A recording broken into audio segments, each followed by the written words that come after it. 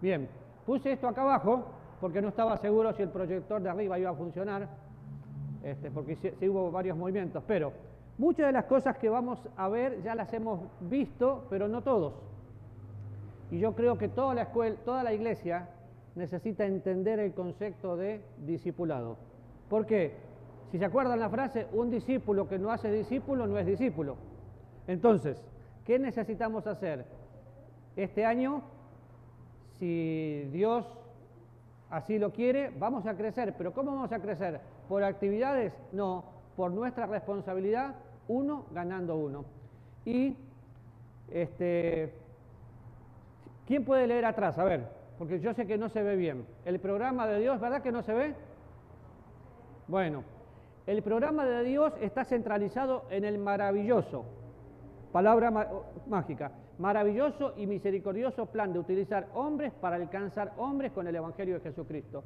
Hombres para alcanzar hombres con el Evangelio de Jesucristo. La última vez hablamos de la Gran Comisión. Ahora, cuando pensamos en la Gran Comisión, podríamos pensar en la Gran Omisión. El otro día Juancito hizo casi una queja por el WhatsApp porque llegó solo otra vez. Pero el mandato de llenar la tierra empieza en Génesis. Y Génesis capítulo 1. ¿Y llenar la tierra con qué? Con el Evangelio de Jesucristo, y vamos por toda la Biblia mirando. Y la única manera es un hombre, vamos a aclarar ahora hay que decir hombre y mujer, pero bueno, un hombre alcanza a un hombre con el Evangelio de Cristo, ese lo discipula, alcanza a otro, y cuando nos dimos cuenta es una reproducción. Pero tenemos que aprender a creer en el Evangelio. Cuando pensamos en ¿el Evangelio es poder de Dios? Sí. Fíjense lo que dice Romanos capítulo 1, versículo 16. ¿Quién lo tiene? Porque no me avergüenzo del Evangelio, porque es poder de Dios. ¿Para qué? Para salvación a todo aquel que cree. El Evangelio es poder porque es la palabra de Dios. Cuando pensamos en la fe que viene por el oír, es la palabra de Dios la que transforma el alma. Ahora, 2 Timoteo 2:2, si quieren lo buscan. Y es un versículo que tendríamos que aprender de memoria, tiene una connotación increíble. ¿Quién era Timoteo? El hijo en la fe de Pablo, ¿sí? Había una relación, una comunión íntima entre el papá espiritual y Timoteo, y podían comunicarse cosas. Entonces, Pablo le dice al hijo, lo que oíste de mí, ante muchos testigos, esto encarga a hombres fieles que sean idóneos para enseñar también a otros. Cuando pensamos en la primera palabra, lo que oíste, la palabra oír se traduce de diferentes maneras, pero aquí, otra vez, tiene que ver con una relación íntima como la que Jesús tuvo con sus 3 discípulos más cercanos. ¿Me oíste? Yo te lo traspaso y eso le enseñás a otros. La palabra, lo que oíste de mí ante muchos testigos, la palabra testigo es testigo ocular, es la palabra mártir. Lo que viste, eso enseñá. Ahora, seguramente si yo le digo a alguno de ustedes, ¿pueden predicar el Evangelio? Me van a decir, no estoy preparado. Esa es la excusa que siempre ponemos. ¿Verdad que sí? ¿Pero qué dijeron los discípulos? No podemos dejar de decir lo que hemos visto y oído. ¿Cuántas personas pueden compartir el Evangelio? Cualquiera. De los que están acá, cualquiera. ¿Qué necesitan hacer? Ser salvos. Lo que oíste de mí, esto se lo traspasás a otros. Oíste en una forma privada. La pregunta es, ¿ustedes oyeron del Evangelio? Sí, seguramente sí. Cuando pensamos, bueno, la fe viene por el oír y el oír por la palabra de Dios, pero a los que oyeron, luego fueron sellados. ¿Con qué? Con el Evangelio de Jesucristo. Oyeron, creyeron, fueron sellados. Cuando pensamos en eso, el Evangelio es para todos, pero después habla del encargo, de poner en las manos de alguien. ¿Y qué característica da? ¿Cómo tienen que ser las personas que se le encarga esto? Fíjense en el versículo, si no lo pueden leer de acá.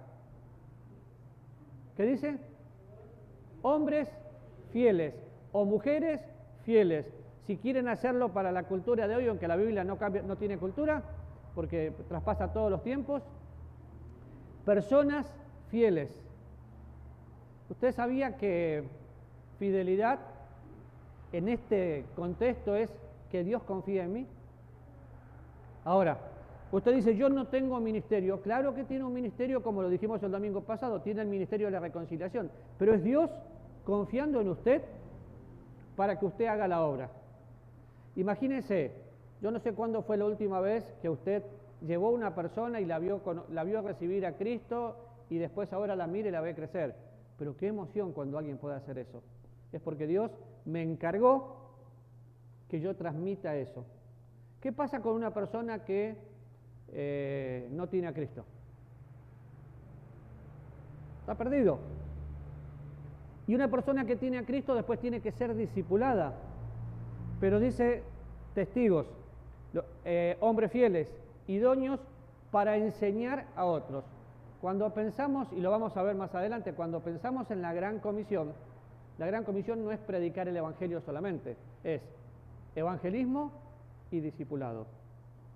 El imperativo en Mateo 28 es hacer discípulos. Ese es el verbo que domina todo. Entonces, cuando veo lo que está pasando, ¿por qué muchas iglesias hoy son pura actividad, puro programa, y la gente se sienta el domingo a esperar a ver qué va a pasar, qué hay de nuevo? De hecho, si no hay nada nuevo, a veces ni vienen. Si enseñas mucha Biblia, porque, ay, qué bárbaro, mucha Biblia. Si sos, los mensajes de hoy, y les invito a que les duela el estómago y den una vuelta por diferentes iglesias alrededor del mundo mirando YouTube o Facebook, los mensajes de hoy son motivacionales. Hoy no hay mensajes escriturales y nosotros tenemos que marcar la diferencia en nuestra iglesia. Pero no es solamente el mensaje del púlpito, es el mensaje que usted va a compartir con otro. La gente tiene que saber que lo que usted está diciendo es lo que la Biblia dice de acuerdo a su contexto. Y fíjense, hay una carencia de líderes espirituales. ¿Sí o no? Sí. Todos somos espirituales al nacer de nuevo, pero cuando hablo de líderes espirituales me refiero a las personas que viven caminando en el Espíritu. Un líder que no vive caminando en el Espíritu no puede. Ahora, los que estuvieron antes ya van a saber, pero levanten la mano todos los líderes, por favor. Todos los que son líderes, levanten la mano. ¿Y el resto? Todos somos líderes. El liderazgo es influencia, ahora lo vamos a ver, pero todos somos líderes. En el lugar donde está, ya sea en su barrio, en su colegio, en su trabajo, usted es un líder y la gente lo está viendo y usted está transmitiendo. ¿Por qué? Porque el liderazgo es influencia. Pasé un par de domingos enseñando diferentes cosas y si quieren leer buenos libros, hay muchos que hablan de liderazgo, pero el liderazgo es la habilidad de influenciar. Es una influencia que inspira a seguir a otros. ¿De qué manera podemos influenciar? De manera positiva y de manera negativa. No quiero tomar mucho tiempo porque lo hemos visto, pero ¿puede haber influencia negativa acá dentro un domingo? Sí. Solamente una persona que se sienta acá, no le gustó algo porque venía amargado de su casa y le cuenta algo al que está atrás en forma negativa y lo influencia y esa persona le cuenta a otro. A veces pensamos que el líder es el que está acá arriba. No, el líder es el que está en la puerta, el que está acá arriba y el que está sentado ahí, porque todos somos influenciadores. Entonces, es la habilidad. Utilicé la palabra habilidad porque todos somos influenciables influenciables y influenciamos también. Pero de hecho, el liderazgo es un don. Muchas veces se ignora eso. Cuando pensamos en el don de presidir, que habla la Biblia, es el don del liderazgo. Es la persona que tiene la habilidad de poder dirigir algo y colocar a las personas en su lugar. Ahora, hay una palabra ahí que no me gusta, exitosos. De hecho, hoy se utiliza mucho. ¿Qué significa ser exitoso? ¿Qué sería una iglesia exitosa?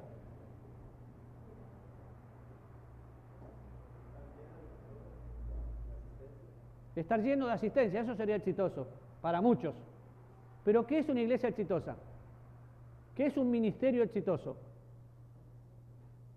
Un ministerio exitoso es yo, en comunión con Dios, vivo a Cristo y comparto a Cristo. Esa persona, en comunión con Dios, vive a Cristo y comparte a Cristo. Y vamos reproduciéndonos uno a uno. Eso es éxito. Éxito no es cantidad. Éxito es la calidad de la persona formada por Dios. Y nosotros necesitamos tener una iglesia de calidad. Ahora, fíjense, los líderes más exitosos son los que saben inspirar a través de su ejemplo a otras personas a seguirle, a trabajar más y a sacrificar más si es necesario para cumplir una meta definida. Por eso expliqué lo que era éxito, porque no encontré otra palabra para poner. Pero podríamos decir, los líderes más habilidosos, los líderes que llevan fruto, son los que saben comunicar. Yo tengo que aprender a comunicar, porque puedo usar la misma frase y ser negativo o ser positivo. Por ejemplo, tengo a mi amiga acá y le digo, ¡ay! Te levantaste hoy. Suena bien, ¿verdad? Pero la otra es que yo la mire y diga, ¿te levantaste hoy? Estoy diciendo lo mismo, pero cambia la manera. Una, estoy contento. La otra, estoy preguntándole por qué se levantó. Cuando vamos a influenciar, la única manera de influenciar, que dice Colosenses capítulo 3, versículo 16. Búsquenlo, a ver. Conocido por todos. La palabra de Cristo mora en abundancia. Vamos, lea. ¿Quién lo lee? 3:16.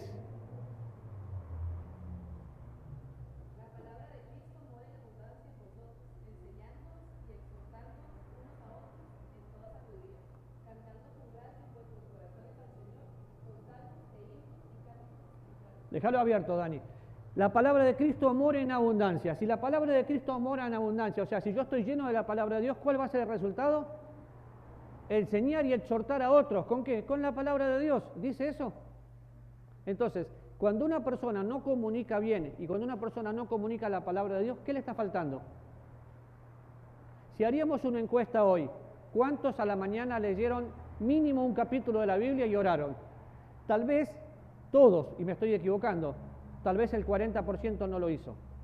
Pero no puedo dar lo que no tengo. Entonces, un líder que tiene habilidad es el que sabe inspirar a otros a seguir un ejemplo. Cuando Pablo dice, sean imitadores de mí como yo soy de Cristo, ¿estaba hablando la verdad o estaba suponiendo? No, estaba afirmando, imíteme porque imito al Señor. Cuando yo veo eso, me baja algo por acá porque le tengo que decir a la gente, imíteme porque yo imito al Señor. ¿Imito al Señor? El apóstol Juan dice, sean imitadores de Dios como hijos amados. O sea, hacer mímica. ¿Quién de ustedes tiene a alguien que lo está imitando? Tal vez no se da cuenta. Los papás somos el espejo donde nuestros hijos se miran.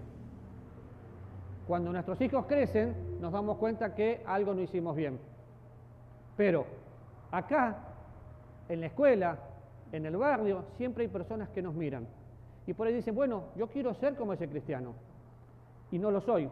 Pero se hizo un estudio en los Estados Unidos, donde, fíjense, un estudio que se hizo dice que las empresas que fracasaron, se vio que el 92% de ellas fracasó debido a la deficiencia en el liderazgo. Y habla de empresas, pero también habla de iglesias. Porque cuando una iglesia solamente cree, hay algo que no está en la Biblia y lamentablemente se usa. En algunas oportunidades me preguntaron, ¿quién es el pastor principal en la iglesia? ¿Quién es el pastor principal en esta iglesia? ¿Quién? El pastor principal humanamente hablando. No, yo no. Álvaro y yo somos pastores y los dos tenemos la misma responsabilidad, la única diferencia es que soy más viejo. Un poquito. Bueno, no mucho, Álvaro, ¿no? Pero la gente, yo no sé en qué momento, porque en Estados Unidos tuvieron hipo y les dio hipo a todo el mundo, pastor principal y a todos le ponen una categoría. Dios no pone categorías. El liderazgo y el pastorado es una función, no una posición. Si bien es cierto que por tener un poco más de experiencia, le debo transmitir toda mi experiencia, pero estoy diciendo esto delante de él. Yo cada cosa que voy a hacer, inclusive vine hoy para colocar esto acá abajo, lo consulté. ¿Por qué? Porque no le voy a faltar el respeto por ser más joven. Pablo no lo hizo. Entonces, hay costumbres que trajimos a Estados Unidos que se hicieron doctrina, pero no hay principales en la obra de Dios, no hay jerarquías. Hay funciones que son privilegios y cada privilegio trae una responsabilidad. El gran fracaso es cuando empezamos a poner posiciones. Sí. Es que eso que usted habla de Estados Unidos, eso se origina las iglesias que tienen 2.000, 5.000, 10.000 miembros. Entonces pone un pastor principal que viene a ser el gerente. Sí, la entiendo. General. Y vamos a ver, hay un montón de gerentes que son los que administran diferentes sectores de semejante. Por ejemplo, Iglesia tan grande. Por ejemplo, yo tengo personas que están encargadas de cada ministerio. Si yo pregunto, ¿qué pasa en audio? Tengo que preguntar al encargado de audio. Yo no sé lo que pasa allá. Hay un encargado de ministerio. Pero hay que dividir algo. El pastorado es una función netamente espiritual y la función del pastor es orar, estudiar, enseñar y estar cerca de la gente. La función del diácono, a veces los pastores hacemos otra cosa y a mí no me molesta. Yo estoy contentísimo viendo lo del techo y yendo a comprar las cosas, pero no es mi función. Para eso hay encargados y yo tengo que... Si el encargado no cumple su función, todo falla. Pero sí, yo sé dónde sale eso. Pero el tema es, no jerarquicemos lo que no se jerarquiza. Porque si bien la iglesia es una empresa y es un negocio, porque los negocios de mi padre me es necesario estar, a veces la palabra negocio golpea, pero nosotros tenemos que pagar impuesto municipal. No nos perdonan por ser iglesia. Y así con un montón de cosas. Y hay que administrar todo esto. Entonces, ¿dónde está el éxito? En la dependencia. ¿Dependencia de quién? De Dios. Pero las empresas fracasan cuando el liderazgo fracasa. Y cuando entendemos que todos los que estamos acá somos líderes, ¿cuántos juegan dominó? O por lo menos lo han visto. Si una fichita cae, ¿cuántas caen atrás? Todas. Al ser el cuerpo de Cristo, somos miembros cada uno, y yo necesito a David, David necesita a Juan, Juan necesita a Ana María necesita a Manuel, y nos necesitamos unos a otros. Si cada uno cumple la función, evangelismo, discipulado, lo que leía Daniela recién, la palabra de Cristo mora en abundancia, exhortando y enseñando unos a otros. Si cada uno cumple eso, la iglesia sería diferente, porque la iglesia es la iglesia de Cristo. Entonces, por la hora, si pensamos en nuestra responsabilidad y pensamos en la influencia que tenemos que dar, si cada uno de nosotros cumple la función de liderazgo que tiene que cumplir, el evangelismo y el discipulado va a ser un estilo de vida, no una actividad. Si bien es cierto que vamos a hacer actividades para evangelizar, la actividad es el medio, nunca va a ser el fin. Cuando mirás la Biblia, ¿viste en algún momento que hayan hecho una campaña evangelística de 4 días con un solista y 2 predicadores famosos? No. Lo ves a Jesús o a los apóstoles predicando el evangelio en cualquier lugar. Y la mayoría de las veces eran el impacto que había hecho. Cuando pensamos en los discípulos, algunos de los discípulos de Juan el Bautista pasaron a ser discípulos de Juan. ¿Por qué le siguieron? Porque habían visto la vida de Juan, habían visto lo que Jesús hizo y le siguieron. ¿Cuántas personas nos seguirían para poder traerlas? Porque claro, qué lindo va a quedar todo esto, pero ¿para qué queremos semejante salón si no lo vamos a disfrutar? Y quiero que se queden con esto. Toda verdad es verdad divina. ¿Por qué? Porque Cristo es la verdad. La única manera de poder cumplir la gran comisión es entender que Jesucristo es el camino, la verdad y la vida. Me impacta a mí para que impacte a otros. Si no podemos lograr ese impacto, ¿dónde está el problema? En mi comunión con Dios. Entonces, es mi oración y es mi meta tener una iglesia de discípulos que hagan discípulos. ¿Tenemos células? Sí, ahí se hacen discípulos. ¿Se hacen discípulos en forma personal? También. Uno a uno, grupos, así, grupos grandes, grupos pequeños, pero tenemos que hacer discípulos. porque un discípulo que no hace discípulo no es discípulo. Y yo creo que debería ser hasta frustrante solamente venir un domingo y esperar la próxima semana para poder ver qué pasó en la iglesia. Nosotros somos la iglesia. Entonces, vamos a orar.